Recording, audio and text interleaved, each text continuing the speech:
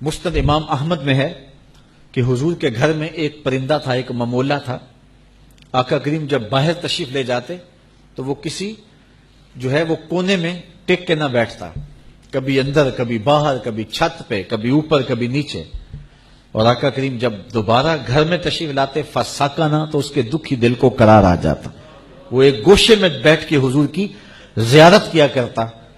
یار درختوں میں تو پھر بھی حص ہے، پرندے تو پھر بھی جان رکھتے ہیں، آؤ تمہیں کہانی سناؤں کہ حضور علیہ السلام احد پہاڑ کی چھاتی پہ قدم رکھتے ہیں تو وہ بھی جھومنا شروع کر دیتے.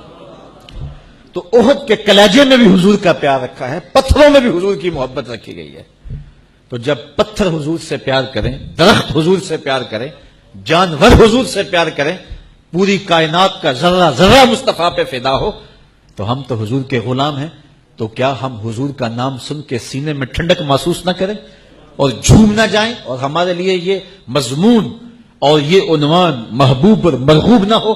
ہماری تو زندگی کا سرمایہ حضور کا پیار ہے. ہم تو جئیں گے تو حضور کے لیے، ہم تو مریں گے تو حضور کے لیے. اور ہماری دنیا بھی حضور ہے، ہمارا دین بھی حضور ہے. مولانا ظفر علی خان نے کیا خوب جملہ کہہ دیا، ہم جس میں بس رہے ہیں وہ دنیا تم ہی تو ہو.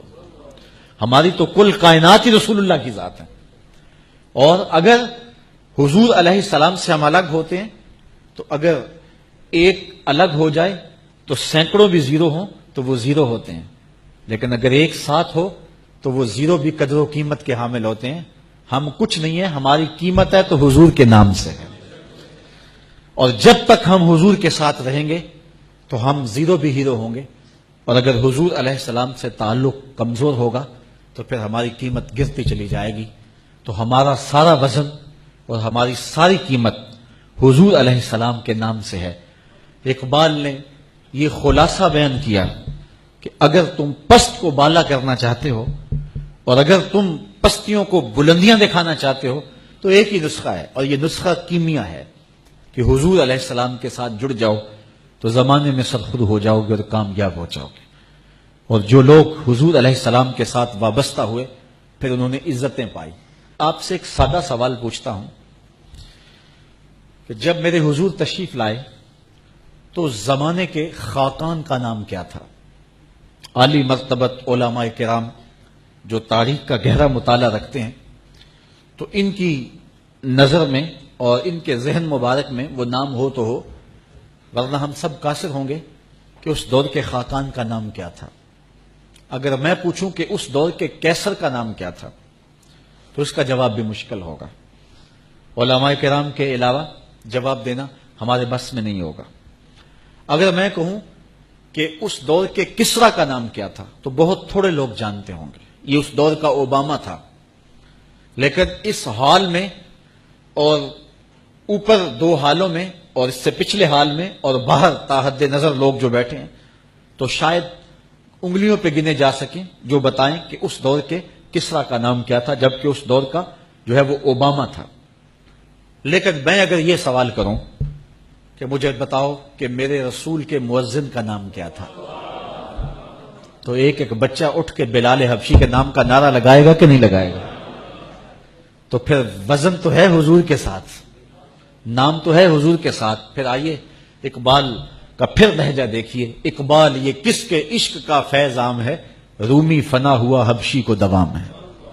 رومی مٹ گیا اور حبشی وہاں چلا گیا جہاں شہنشاہ روم بھی نہیں پہنچ سکا ہے.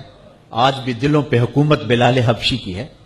بلال کا کالا رنگ حوروں کے ماتھوں پہ تلک لگا کے سجایا گیا ہے، اور رومی کا نام بھی مٹ گیا، اس کا نشان بھی مٹ گیا.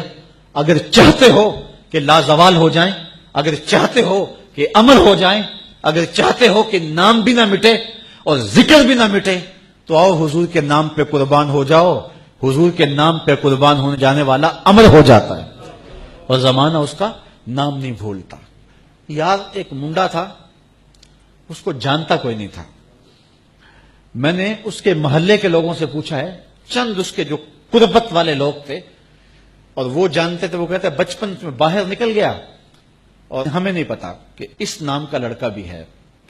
لیکن پھر ایک دن آیا کہ ہر شخص کا رخ ڈھوک کشمیریاں کی جانب تھا، اور میں نے خود اپنی آنکھوں سے دیکھا کہ آمر چیمہ کی گلی کے اندر اتنے گلدستے پڑے ہوئے تھے کہ گزرنے کی جگہ نہیں تھی، اور جس نے اس کو دیکھا تھا شک پڑا کہ میں نے اس کو دیکھا ہوا ہے، وہ بھی چھاتی تان کے کہتا تھا ہاں میں اس کا یار ہوں۔ یار اسے تو کوئی جانتا نہیں تھا، لیکن زمانہ اس کا یار بن رہا ہے، اور لوگ جو اس کے والد سے دور کی شناسائی رکھتے ہیں وہ بھی کہتے ہیں جی میرے بڑے پرانے تعلقات ہیں، یہ تعلقات کیسے جاگے اور یہ کس طرح شناسائی ہوئی؟ یہ صرف ایک ہی نام ہے، اور وہ نام ہے میرے محمد عربی صلی اللہ علیہ وسلم۔ اللہ اکبر، یا رسول اللہ۔ نہیں تو لاہور کے کوچائے چابک سواراں کی کہانی سن لو۔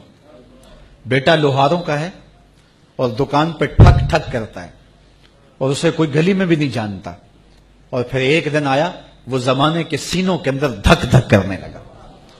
امیر ملت پیر جماعت علی شاہ رحمت اللہ تعالی، اس زمانے میں جن کے 1,00,000 مریدین تھے، کوئی معمولی نام نہیں ہے امیر ملت علیہ رحمہ کا۔ امیر ملت جنازے میں شامل ہوئے، غازی علم الدین لوگوں کے کندھوں پہ جا رہا تھا، اور امیر ملت کی آنکھوں میں آنسو تھے، اور کہنے لگے لوگوں میں نے بڑے بڑے بادشاہوں کی کہانیاں سنی ہیں، میرے دل میں کبھی امنگ نہیں جاگی کہ میں فلاں بادشاہ ہوتا، فقیر خود شہنشاہ ہوتا ہے۔ کہا بڑے بڑے پہلوانوں کے تذکرے پڑے ہیں، میرے دل میں یہ آرزو نہیں جاگی کہ فلاں پہلوان میں ہوتا۔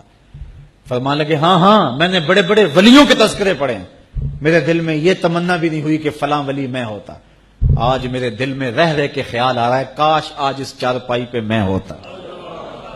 میں نے خود اپنی آنکھوں سے غازی عامر چیمہ کے مزار کی پائنتی پر ایک سید زادے کو روتے ہوئے دیکھا ہے، اور وہ ساتھ کہہ رہا تھا ربا میں تینوں یہ نہیں کہنا مینوں عامر چیمہ بنا دے، مینوں یہ قدماں دی مٹی ہی بنا دے۔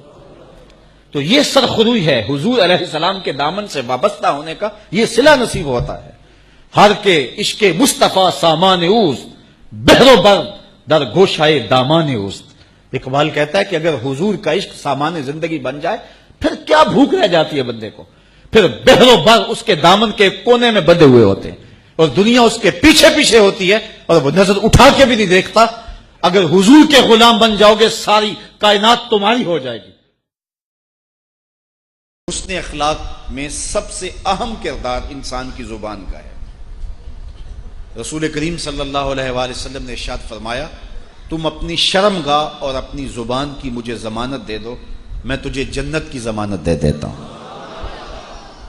انسان کے بہت سارے گناہوں کا سبب انسان کی زبان ہے۔ جھوٹ بھی زبان بولتی ہے، بہتان بھی زبان لگاتی ہے، غیبت بھی زبان کرتی ہے، شکوے بھی زبان کرتی ہے، گالیاں بھی زبان دیتی ہے، سب و شتم یہ بھی زبان کا وظیفہ ہے، اور کسی کی عزت اچھالنا یہ بھی زبان کے ذریعے ہے۔ تو زبان کے جرم باقی سارے اعضاء سے زیادہ ہیں، اس لیے جو ہے وہ جس نے زبان کو قابو میں کر لیا اس نے اپنے آپ کو بہت سارے فتنوں سے محفوظ کر لیا۔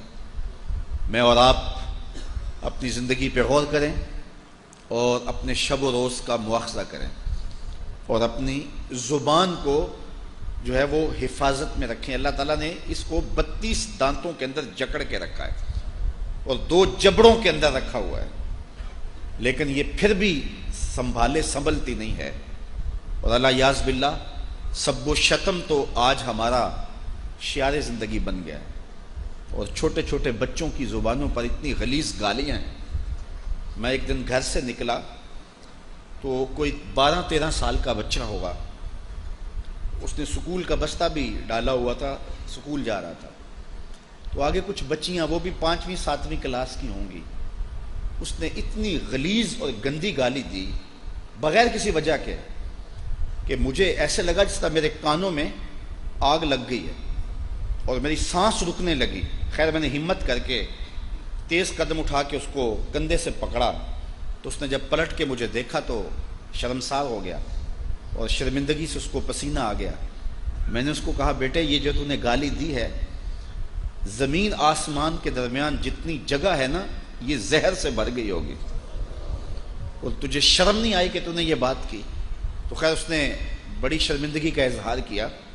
تو آج ہمارا معاشرہ، یہ ایک عکس بتا رہا ہوں کہ اس عمر کے بچے اور یہ ہمارے معاشرے نے جو ہے وہ جو رنگ اختیار کر لیا ہوا ہے، اور آج غلاظت اور گندگی ہمارے ذہنوں کے اندر گھل گئی ہوئی ہے۔ وہ کسی زمانے میں ہوتا تھا کہ سفر کے دوران کسی پبلک پلیس پہ یا لاری اڈے پہ ہم جاتے تو وہاں مجبوراً واش روم میں جانا پڑ جاتا، تو وہاں اتنی غلیظ چیزیں اور باتیں لکھی ہوتی کہ شرم سے پانی پانی ہو جاتے۔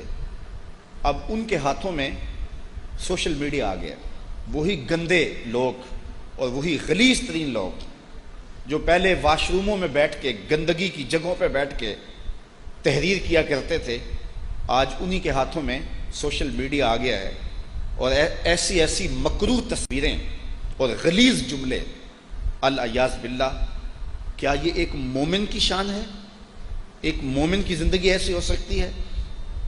آج ہم یہ بات کہہ رہے ہیں کہ ملک لبرلزم کی طرف بڑھ رہا ہے، اور آج کوئی خیر کی بات یہاں سوشل میڈیا پہ آتی ہے اور کسی شخص کی سمجھ میں وہ بات نہیں آتی، یا اس کے دل دماغ کے اندر کوئی اسلام کے بارے میں کوئی اتنی محبت نہیں، آپ یہ بھی مان لیں، اور وہ اس پر کوئی بات کر دیتا ہے، اور اس کے بعد پھر جس طرح اس کو گالیاں دی جاتی ہے تو وہ نہیں بھی اسلام سے دور تو ہم اس کو دھکا دے کے اسلام سے باہر نکال دیتے ہیں۔